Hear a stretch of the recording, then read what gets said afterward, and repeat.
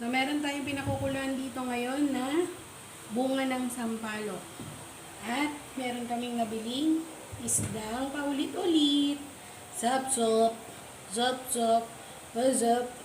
At ilalagay na natin to ngayon dito sa ating pinakukuluan. So, wala kasi kaming mahanap na, or wala kaming maiisip na may ulam na mura-mura. So, siyempre, hanap tayo ng may isang pirasong pagkain. Cute. Siyempre, walang sasayangin. Ayan. So, ipinatong lang natin siya dyan sa pinakukuluan natin na sampalok. Tapos, tinimplahan ko yan ng asin, paminta, konting patis. Ayan lang natin siyang magluto. Kumulo ng kumulo.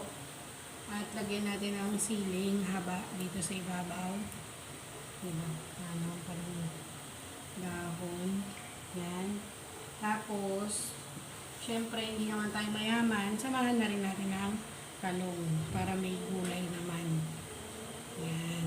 May gulay siya na kasama. Yan. Yan lang natin silang kumulo lahat dyan. At may pananghalian na tayo.